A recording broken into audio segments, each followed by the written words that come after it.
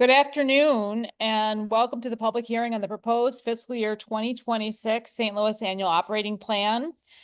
This is a virtual meeting here today on April 25th, 1 p.m. Welcome to our hearing. With that, I'd like to have Ms. Davis please call the roll.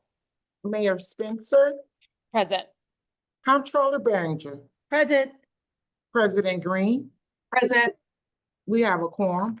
Thank you, Ms. Davis. This meeting is being held in accordance with the provisions of Ordinance 49318, approved March 2nd, 1959, which states in part that the Board of Estimate and Apportionment shall review the proposed budget with the heads of departments and other agencies and hold at least one public hearing thereon after giving at least 5 days of notice in the City Journal. The required notice was published in the St. Louis City Journal on Tuesday, April 15th and the 22nd, and in the St. Louis Post-Dispatch on Monday, April 14th, 2025. We have 17 people that have signed up to give testimony. We typically allow for public testimony of 2 minutes each. I'm going to be asking Ms. Davis to please keep time, be our timekeeper here. So participants, please be advised that we allow for 2 minutes here on the public testimony. Ms. Davis, I believe you have the list of folks who have signed up. But before I turn it over to the public, I'll ask if the other members of the board of ENA have any comments here before turning it over to the general public.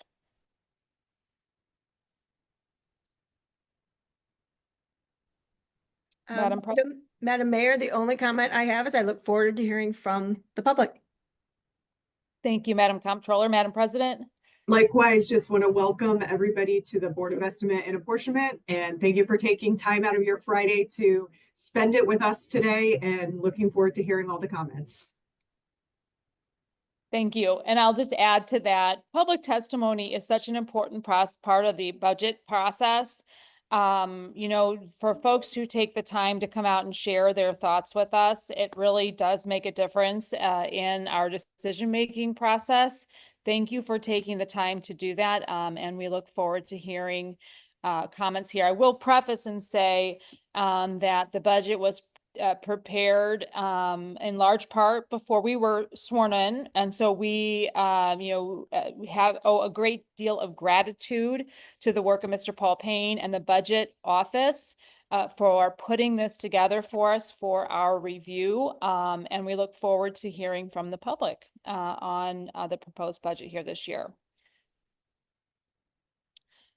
And with that, Ms. Davis, I believe you have the list. And so I'm hearing here from Mr. Caruso, one of our comments did the instructions indicate that there would be 3 minutes, Ms. Davis? Yes, Mayor. Okay, my apologies on that front. So I will obviously make sure that we are adhering to what was published on that front. So Ms. Davis, a correction on my part will allow for participants 3 minutes of comment, and Ms. Davis, I'll appoint you as our timekeeper here. Okay. So the first on the list, we have Charles Bryson.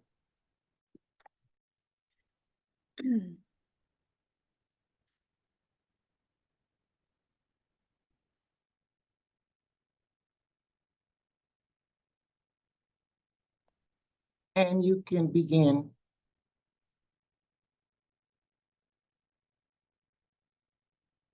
Wait a minute, we can't hear you.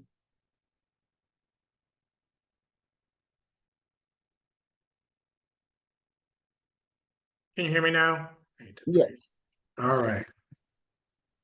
Dear Mayor Spencer, Comptroller Behringer, and Alderman President Green, thank you for the opportunity to discuss with you TrailNet's recommendations for the changes in the FY 2026 budget. First, we strongly recommend 1/2 of the 1/2 cent sales tax, which is projected to be $22 million, be allocated directly to the Streets Department to contract for and oversee street design, community outreach and engagement, and maintenance. Alderpersons agree that there would need to be legislation to enact a full City Department of Transportation by July 1st, 2029.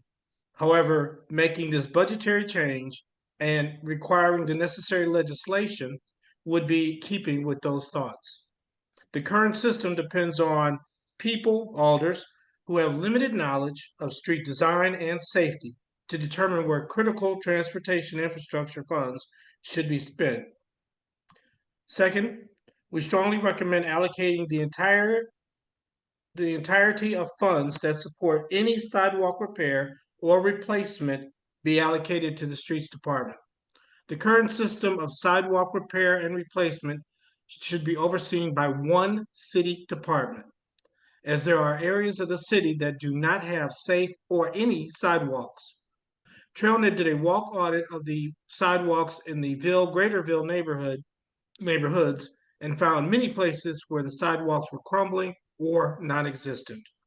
And the 50-50 sidewalk program is dependent on property owners having the funds available at the time their name rises to the top of the list. If you don't have the funds, you fall back to the bottom and wait years for them to have a change to have the ability to participate. The current allocation process is no way to make sure all sidewalks throughout the city are available to all people. The change to have sidewalk repair and replacement allocated to one city department makes more sense. I thank you for your time and certainly will answer any questions you may have. Thank you, Mr. Bryson.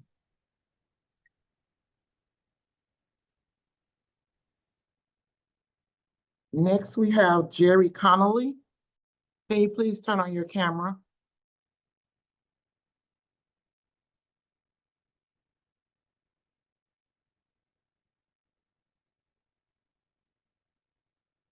Good afternoon.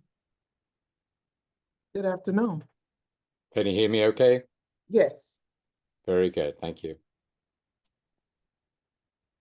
and you may begin. Thank you.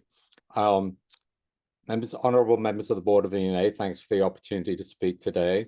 I'm just going to go through a laundry list here of recommendations focused on transparency and development incentives.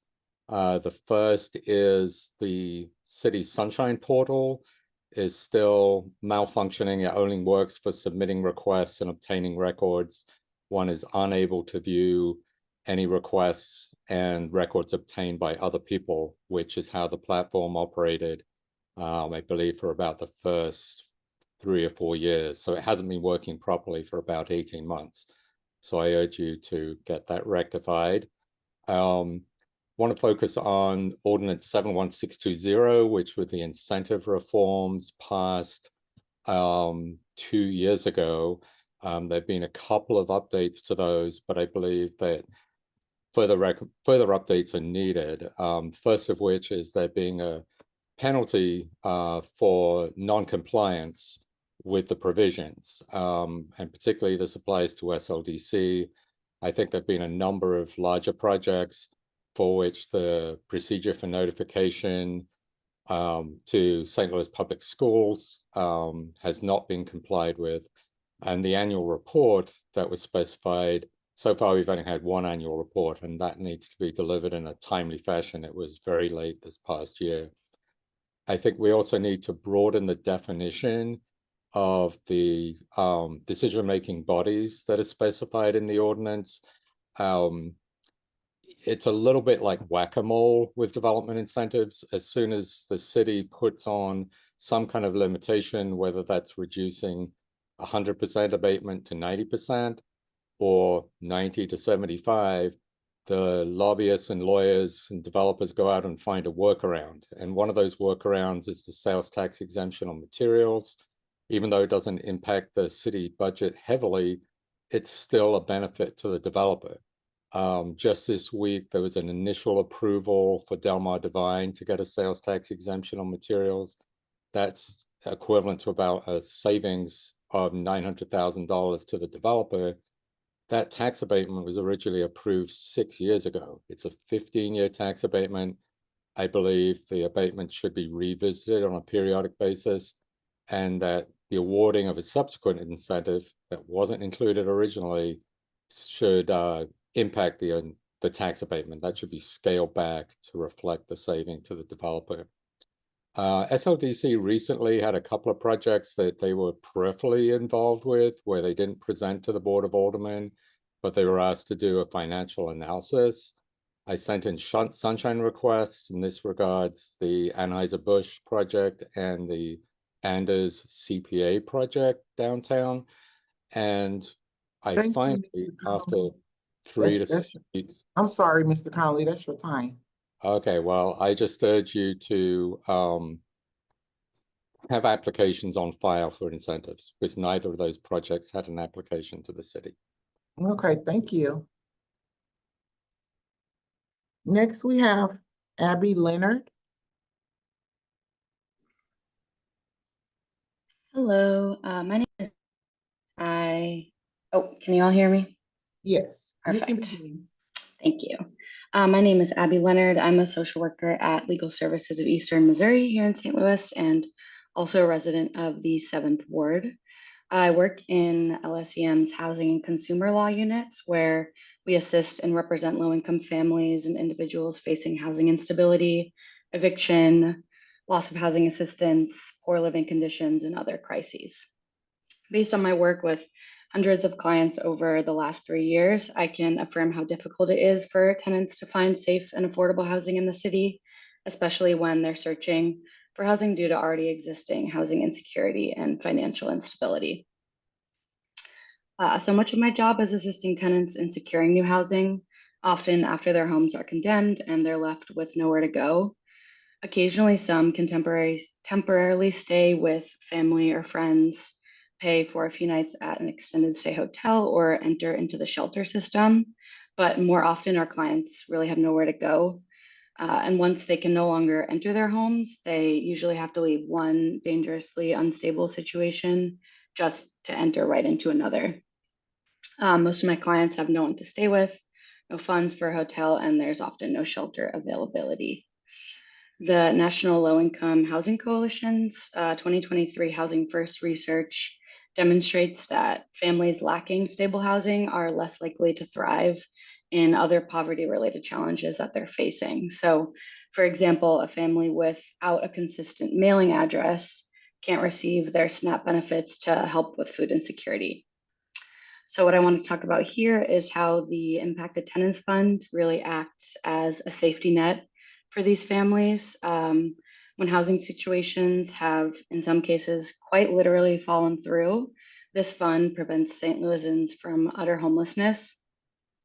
And more than just providing assistance for housing emergencies, the Impacted Tenants Fund also bolsters the code enforcement system because tenants who would otherwise be wary of reporting conditions issues can actually take steps to ensure that they and our city have appropriate conditions. And by ensuring that families who do have to vacate their homes do have a level of support, the fund ensures that families don't have to choose between substandard housing and homelessness. The Impacted Tenants Fund ensures that St. Louis can thrive as it allows residents to avoid substandard conditions or dangerous housing conditions, and also deters displacement of families who might otherwise have to leave or relocate due to poor housing conditions here.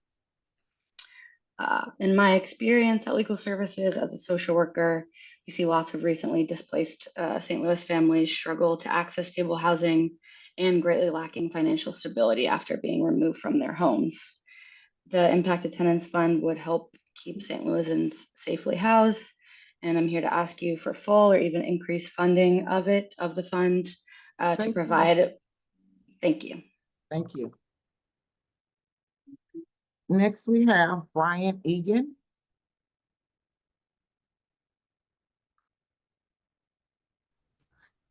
Yes, hello, you able to hear me well? Yes. Wonderful. For several decades, a dedicated group of mainly volunteers have coordinated outreach and shelters during extreme winter weather in St. Louis. The group has evolved and outlived many administrations, and with this new administration and budget, it's important to emphasize that something in our community's response to homelessness needs to change. Every year there's a cry of, we can't have another winter like this again, that occurs after grieving the death of an individual sleeping outside. This winter, it was Jennifer Pendleton. She died within eyesight of City Hall, huddled around a sewer lid, trying to keep warm from the steam coming out. I'd ask that you keep her in mind as we go through this process. And while this winter was particularly brutal, we saw the same issues that we have for as long as I've been involved in this work. There were not enough beds available on the coldest nights, and most facilities lacked adequate resources. The burnout and lack of resources have kept major shelter providers from being able to open additional facilities on the nights where the weather is not just cold, but deadly. The two largest shelter providers in St. Louis weren't even slated to open as late as January 1st and scrambled to become operational within days before major storms without coordinated help from the city. Subsequently, those shelters were full every night in operation, totaling over 120 unplanned beds. Thanks to the Herculean work of the unsung heroes involved in the continuum of care and the St. Louis Winter Planning Group, we have a roadmap for avoiding this tragedy that we've seen year after year in St. Louis. In addition to it being the right thing to do, the funding emergency shelters makes good fiscal sense. I can speak to the outcomes I saw as the director of St. Patrick's Center's Safe Haven Grace House. Over my time there, we placed 127 people into stable long-term housing. 75% of those people have not enrolled into any new homeless services within a year of placement. According to the National Alliance to End Homelessness, serving a chronically homeless person costs taxpayers around $36,000 per year, mainly through emergency services. Those 127 people would have cost $4.5 million per year to the city of St. Louis had they not been housed. With a budget of $1.1 million, we provided $4 of savings for every $1 spent, making it one of the most cost-effective programs in the entire city. Despite all this, Grace House was forced to close its doors last month due to a lack of funding. The data shows we need a minimum of 400 beds on the coldest nights of the year to save lives at the worst times at a cost of $800,000. While this might have some sticker shocks, I'd remind you of Jennifer Pendleton and the many other preventable deaths over the years. We have detailed, proven budgets, operational plans, and outcome forecasts that we would love to share with the committee to help in the difficult budgeting decisions in the coming days and weeks. Thank you for your time. I'm happy to answer any questions anyone might have.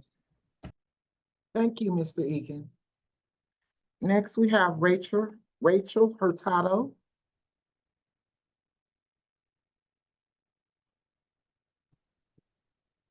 Can you hear me? Yes, can you please turn on your camera?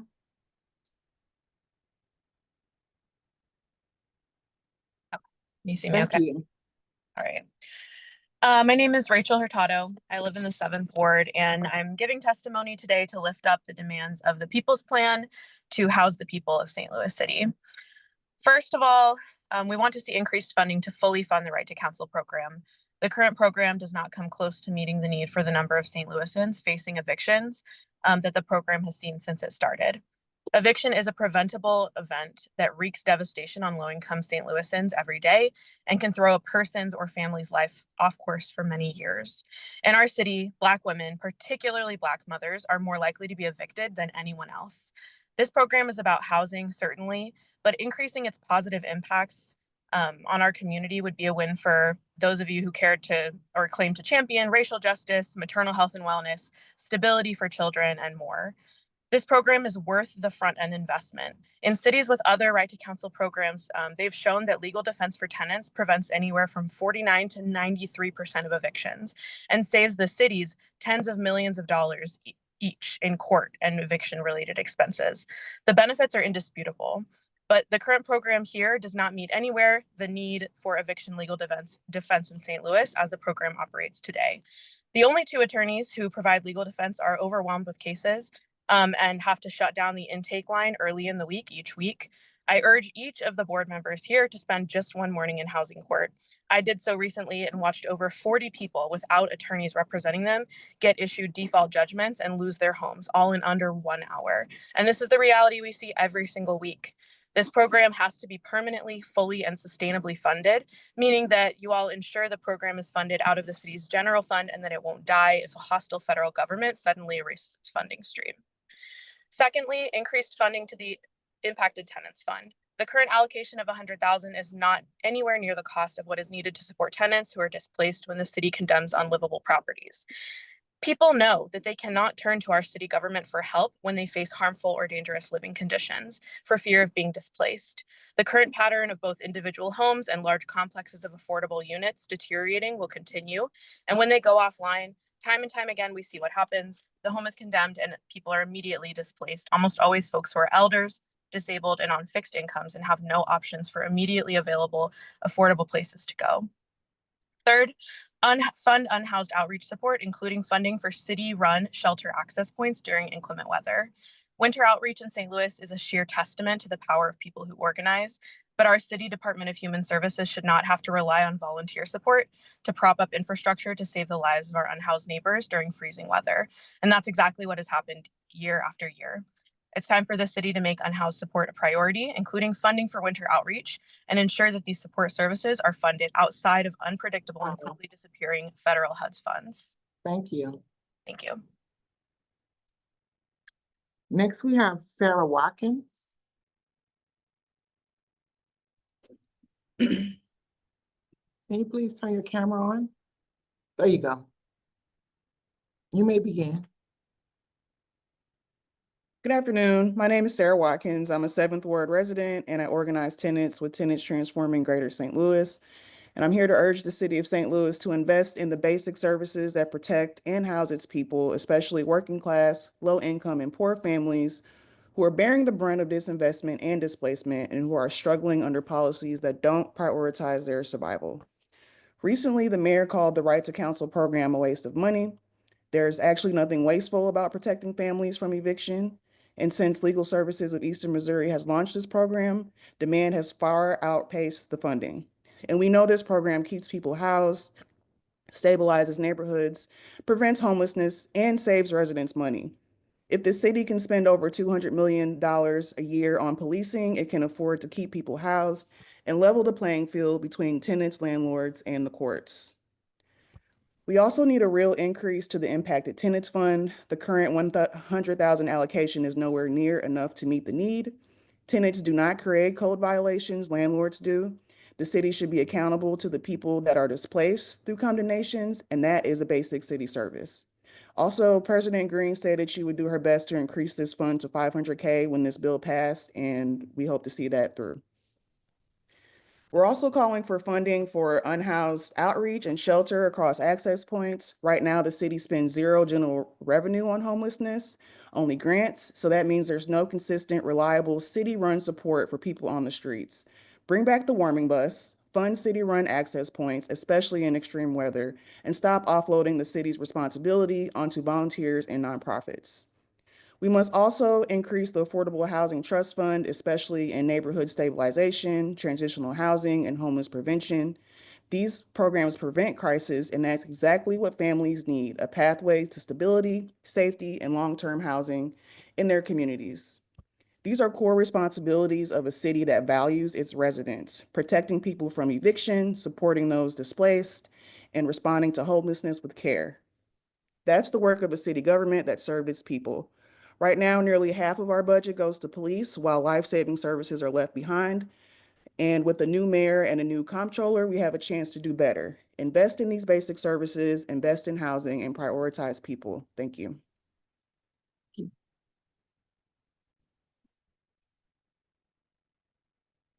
Next, we have, is there a Kristen Simpson or someone from Simpson Consulting Partners? We'll go to the next person. Robert Gibson, please turn on your camera. Shannon, Robert Gibson and I are speaking for the same organization, so I'm happy to speak on behalf of Community Health Commission. Sure, Ms. Bingan, you may begin. Good afternoon, Mayor Spencer and members of the board, and thank you for the opportunity to speak today. My name is Dr. Danielle Bingan, and I serve as the Chief Strategy Officer for the Community Health Commission of Missouri, also known as CHCM. We are a nonprofit organization dedicated to eliminating health disparities through equity-centered trauma-informed care approaches and systems-level change. I come to you in my professional role and as a proud daughter of St. Louis. I was born and raised in the 10th Ward, nestled in the Academy and Fountain Park neighborhoods, and I am a proud graduate of Sumner High School in the historic Ville neighborhood. I'm here today to express strong support for full and sustained public health funding. Public health is focused on protecting and improving the healthcare of communities, every ward, every person, through prevention, promotion, and protection, as outlined in the Department of Health's mission. With Missouri ranking 47th out of 51 states in terms of healthcare access, quality, efficiency, and outcomes, we cannot afford to lose funding or focus. St. Louis City faces multiple intersecting public health crises that our health department is actively at the forefront of addressing. Violence and safety continue to be a pressing public health concern within our communities. St. Louis City has one of the highest violent crime rates in the country. This high crime rate negatively impacts mental health, stress levels, and overall community well-being. The department's Mental Health Bureau addresses these negative effects through crises response, education training, and critical interventions like Narcan kit distribution. With the alarming rise of HIV and STI cases in St. Louis City, the Department of Health has taken the lead on prevention, education, and health literacy efforts to better understand and respond to community needs with care and support. With an uninsured rate of 11.8% compared to the national average of 8.6%, looming cuts to Medicaid and our communities will not, be able to stand. They're at a critical juncture. So disinvestment now would deepen existing health disparities and also leave thousands without essential care and prevention services. In the face of these challenges, CHCM partners with the City of St. Louis Department of Health to implement collaborative, community-driven solutions. These efforts included Prepare STL, community listening sessions, and the Health Department's Comprehensive Health Equity Plan, which lays out a long-term strategy to confront systemic disparities and expand access to care. We encourage the board to protect the health of all St. Louisans through continued and increased funding to the Department of Health. We stand ready as a community-engaged partner to create healthier and more resilient communities across St. Louis City. And we thank you for your time, commitment, and continued investment in our city. Thank you. Thank you, Dr. Bingan. Next, we have PSC Team.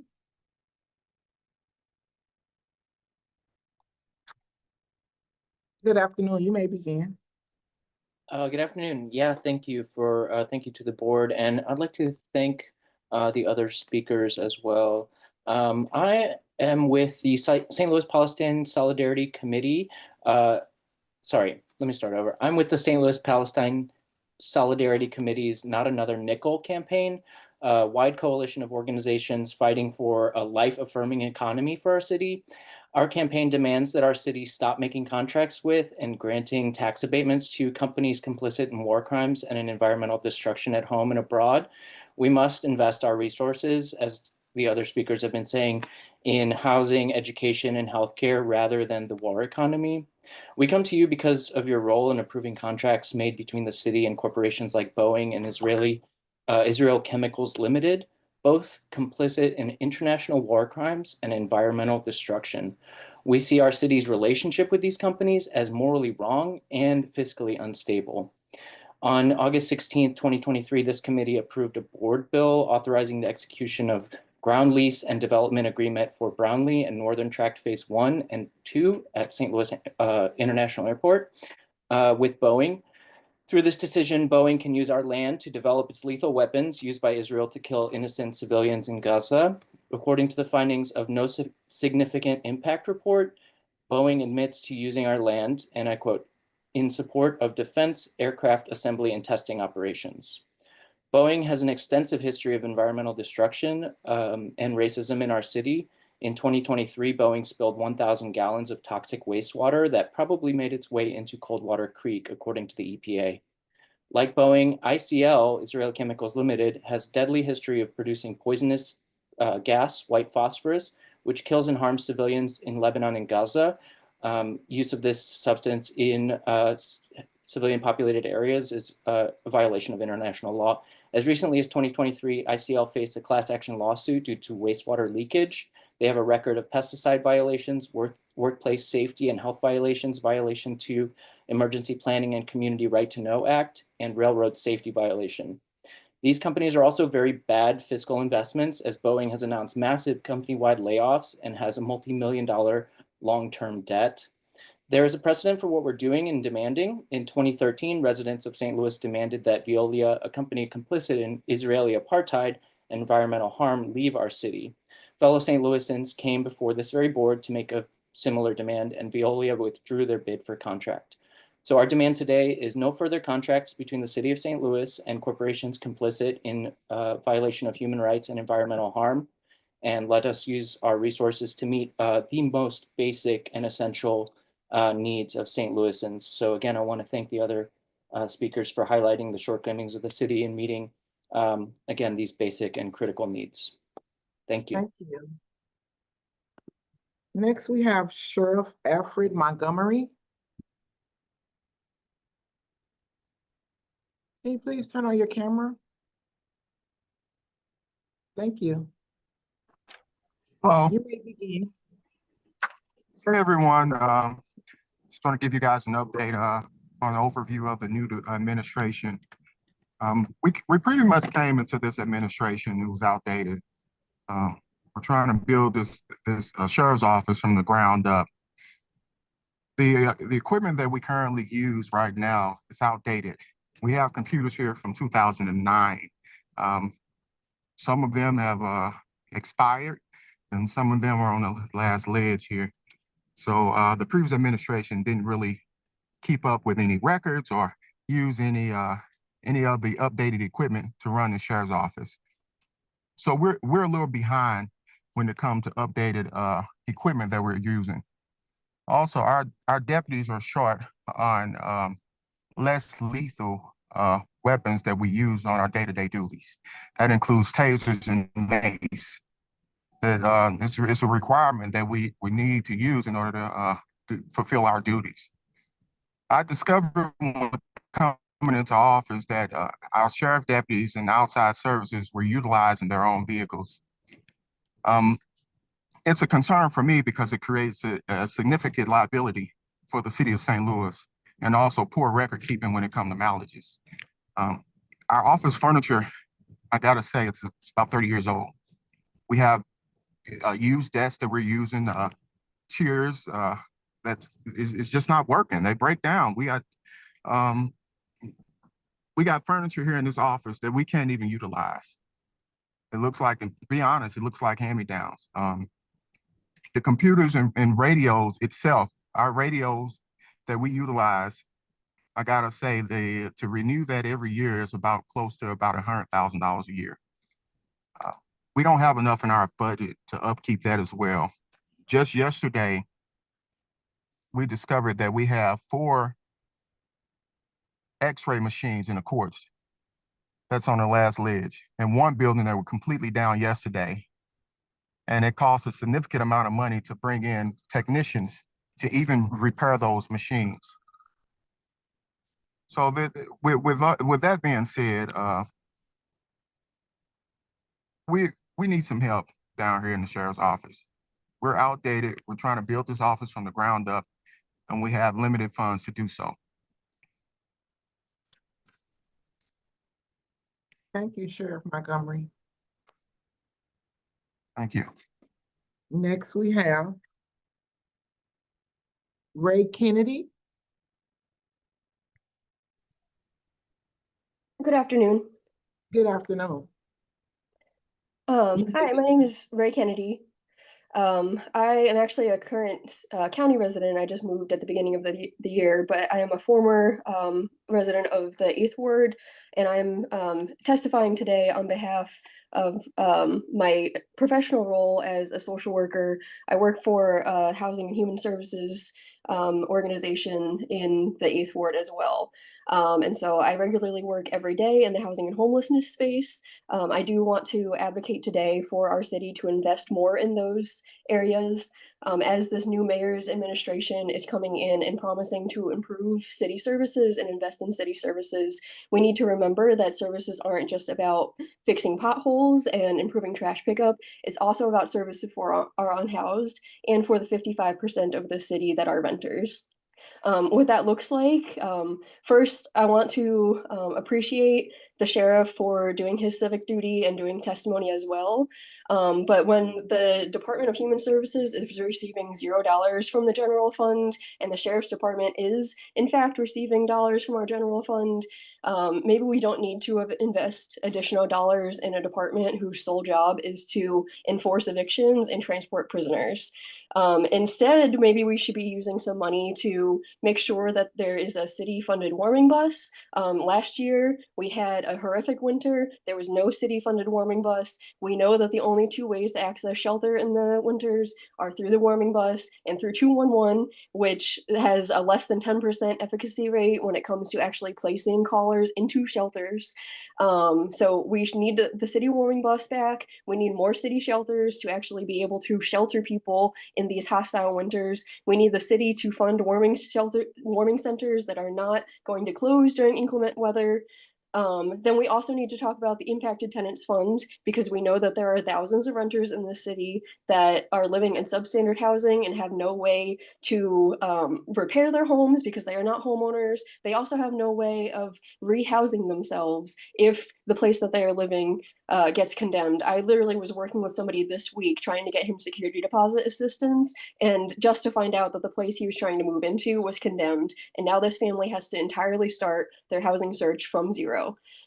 So we need to make sure that the Impacted Tenants Fund is fully funded. We also need to fully fund Right to Counsel, because when we were trying to get this bill passed 2 years ago, we talked about the fact that less than 10% of renters regularly have access to attorneys in the courtroom. And this program has dramatically changed people's lives, but we are not ensuring that it gets funded every single year. And we need to do that to keep people in this city in their homes. When people are in their homes, they can have jobs, they can contribute to taxes in this city, and we can see the continued growth of this city. But we cannot do that if people cannot afford their homes, are getting forced out of their homes, or are unsheltered and do not have access to shelter every day.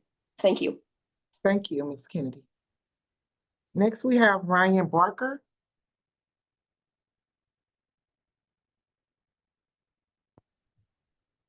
You may begin, Mr. Barker. Thank you. Good afternoon, Mayor Spencer, Comptroller Behringer, and President Green. Thank you for the opportunity to speak. My name is Ryan Barker. I'm the Chief Program and Policy Officer with the St. Louis Integrated Health Network. Our mission is to build capacity across sectors to advance health equity and improve well-being by increasing access to care and social services, with an emphasis on communities that have been historically excluded. In today's polarized political climate, reliable local health infrastructure is more important than ever. The City Department of Health provides stability and evidence-based leadership amidst national volatility. The department is leaning into its values as health issues are becoming increasingly polarized, and our local Department of Health must be empowered to respond quickly and independently to protect St. Louisans.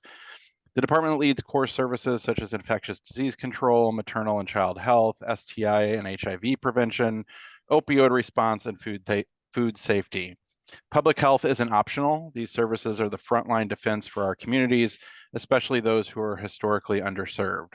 The department is central to advancing racial and health equity in our city, with poverty, housing insecurity, and chronic health conditions impacting large portions of our population. This budget supports upstream investments that save money and improve lives long term. COVID-19 taught us the critical importance of being prepared. The department must remain well-resourced to handle future public health emergencies, from pandemics to extreme weather. A healthy city is a working city, and we know that public health investments drive economic productivity by reducing absenteeism, supporting workforce wellness, and lowering healthcare costs. Public health dollars are not just expenditures, they are investments in economic resilience.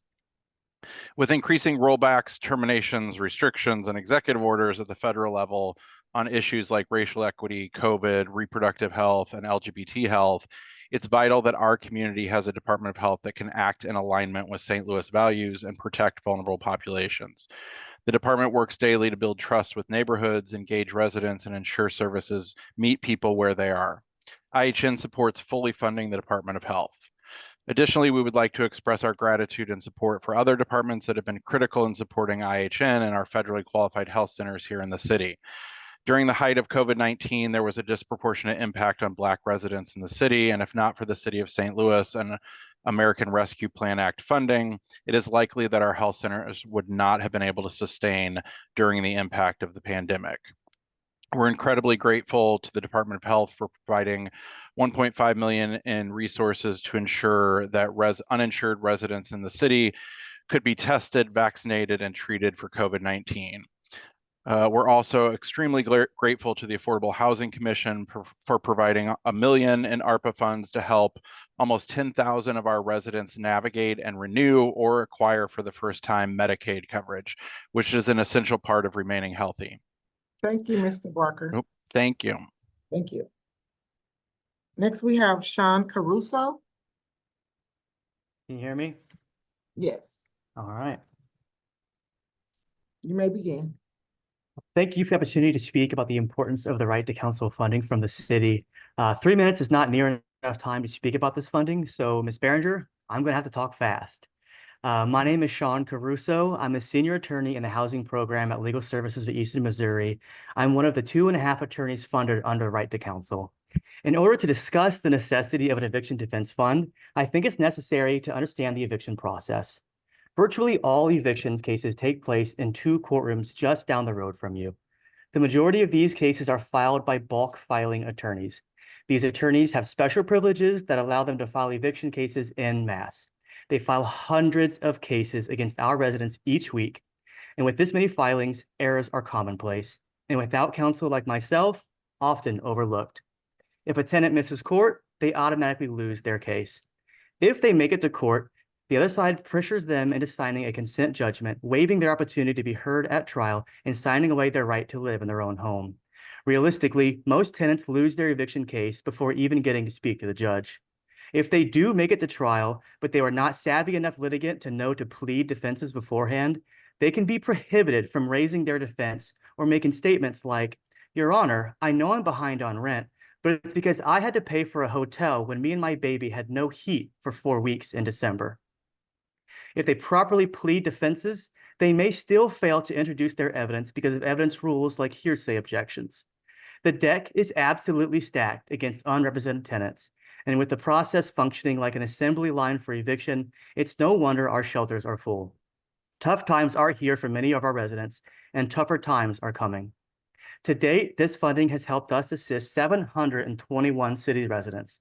83% of these were African American, 68% women, and 45% were households with children. We've achieved a financial offset of just under $100,000, which includes rent offsets, waivers of court costs, and illegal charges by the landlord, like excessive late fees or attorney's fees.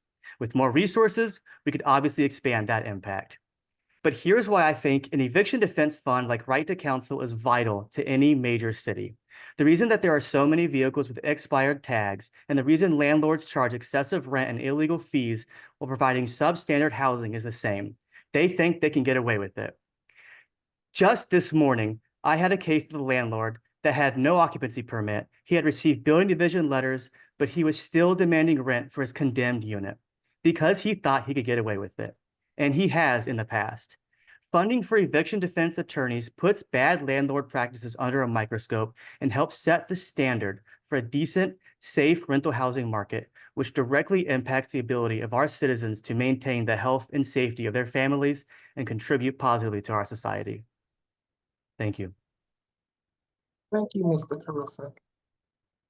Next, we have Sandy Barrett. Good afternoon, Comptroller Berenger, Mayor Spencer, and President Green. Thank you so much for the opportunity to speak with the board this afternoon. My name is Sandy Barrett. I live in the 6th Ward, and I am speaking as a staff member of Dutchtown South Community Corporation.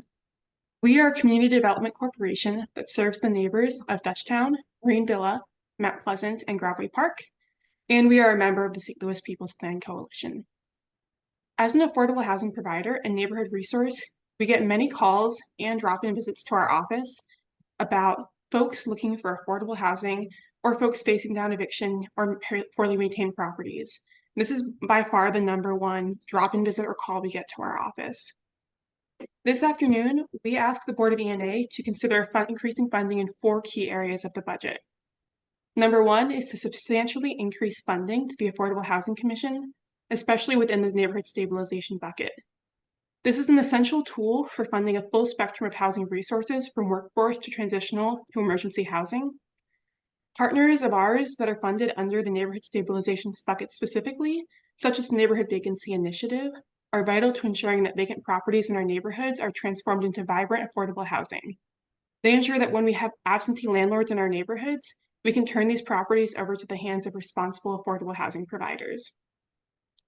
The next bucket is fully funding the Tenant Right to Counsel program. We've heard from many other speakers today that this is a very vitally important program for our city. We get, like I said, we get many calls to our office from neighbors facing eviction.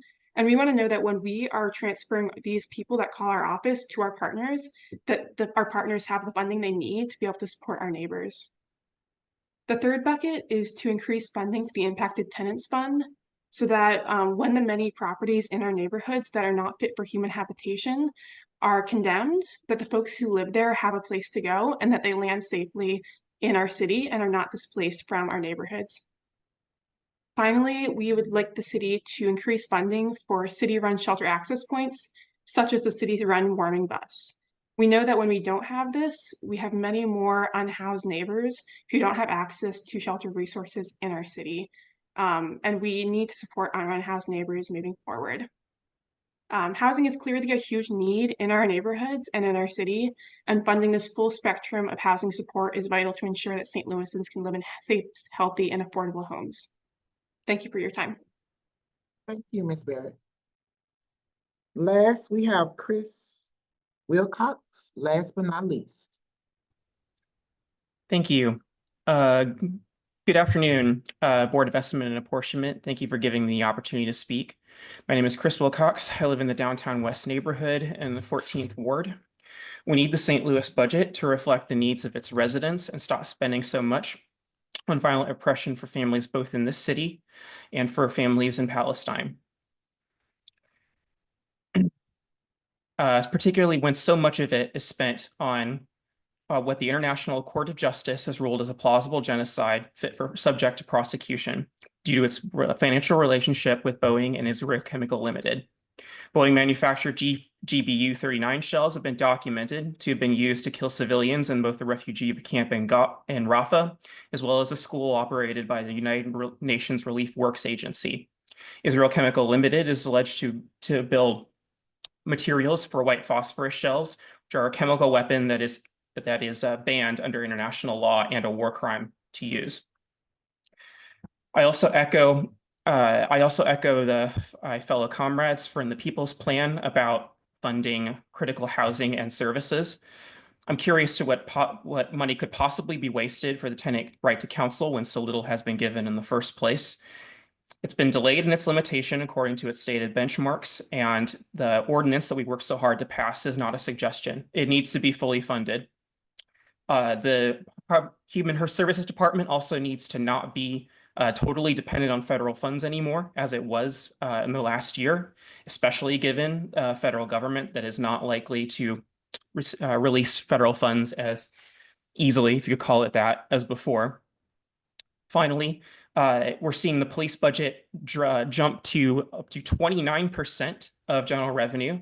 For reference, 25% was the requirement set by the state that now controls the police department that this city no longer holds. It's embarrassing to be putting almost 5% more than necessary, especially given the very real concerns about our human rights in this city and around the country. Thank you. Thank you, Mr. Wilcox. We have a public comment that was sent in to be read by Kristen Simpson.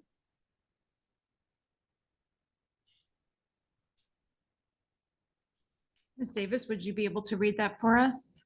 Yes, ma'am. Thank you.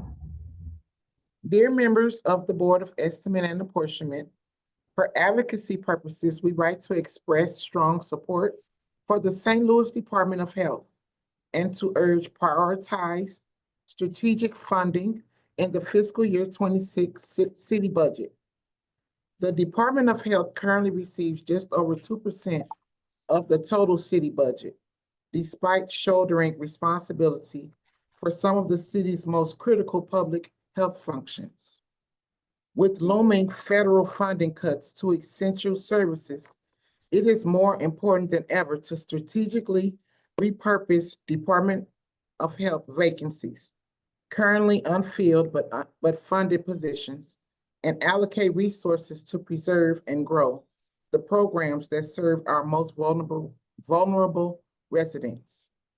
Key funding priorities for this fiscal year include, but are not limited to, animal care and control operations, the Department of Health's assumption of shelter operations necessitates a new animal care facility to meet growing community demand and align with public safety expectations. City Justice Center oversight, continued monitoring and improvement of healthcare services at CJC to align with NCCHC standards, and in response to increased public scrutiny over inmate care. Staff retention and expansion of services. Under current leadership, Department of Health has demonstrated strong staff retention, allowing it to sustain and expand programming that combats food insecurity, addresses health disparities, and supports maternal and child health outcomes. These are not simply departmental goals. They are community health imperatives. Our advocacy efforts are aimed at ensuring these vital advancements are not lost to federal budget reductions, but rather safeguarded and expanded to protect the health and future of St. Louis residents. Thank you for your consideration and for your continued leadership. Sincerely, Kristen Simpson. Thank you, Ms. Davis.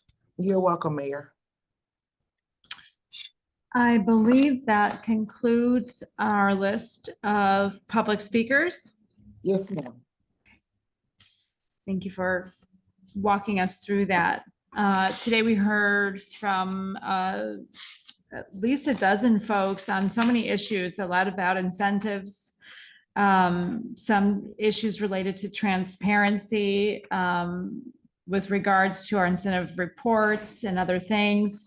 A lot of comments on tenants funds and making sure that we're serving our unhoused and investing in ways that don't perpetuate harm. I want to thank everybody for coming out and sharing their thoughts with us. Please do feel free to share additional documents, a few that were referenced here during the testimony with the members of the Board of VNA. I'd also encourage you to share those additional thoughts or documentation with the Board of Aldermen, who will be considering the budget as well. Those inputs are very valued and taken into consideration as we move through the budget process. With that, this concludes the public testimony portion of our budget process here. I'll turn it over in case any other members of the Board of VNA would like to comment before closing here today. Sure. I would just like to thank all the members of the public who came out today. I really appreciate a lot of the impassioned testimony. I also want to add one more kind of piece to the dialogue. As I think many residents know, back in November, voters did approve Proposition S, which would provide for some dedicated funding to affordable housing, unhoused services, right to counsel, and impacted tenants fund as a result of a per night fee on short-term rentals. We have not begun to really see what that is going to produce in terms of long-term revenue for the city. And so that is not reflected in this budget. With that said, I do also hear the concerns from the community. And I know when Right to Counsel and Impacted Tenants Fund came through the board, there was kind of this understanding or this hope that we would get those funds up to a place where we can actually satisfy the community need. So we can stop folks from being displaced or evicted in the first place and kind of prevent folks from being unhoused before it even starts. So I really want to just give my appreciation to all the folks that came forward today to talk about affordable housing and some of the tenant support programs that a lot of community groups have worked on for many years and got through the Board of Aldermen in the last few years. And definitely hear the calls for increased funding, as well as increased funding to our health department. And I'm very interested in seeing how we may be able to move some things around in the budget to satisfy those community concerns. But just wanted to add that Prop S funding is not yet reflected in the budget, but we do hope kind of going forward, we'll have a better handle on what that revenue will look like for the city and what some of that long-term funding could look like for homeless services, affordable housing, right to counsel, and the impacted tenants fund. So thank you. And thank you, Madam Mayor. That's it. Madam Mayor. Hey. Yeah, Madam Comptroller, you're recognized. Thank you. I also took notes and heard everyone loud and clear. There was one area I just wanted to address that I have also found that I would like to help the city work on, which has to do with a sunshine portal. And that I found out different departments have their own sunshine process. So it's not centralized. So I wanted to look into that for the city of St. Louis so that when we do get sunshine requests, it goes through one portal so we can have a better system. And I had no idea. I don't know whose has been broken for 18 months, but I definitely want to help take care of that. Thank you.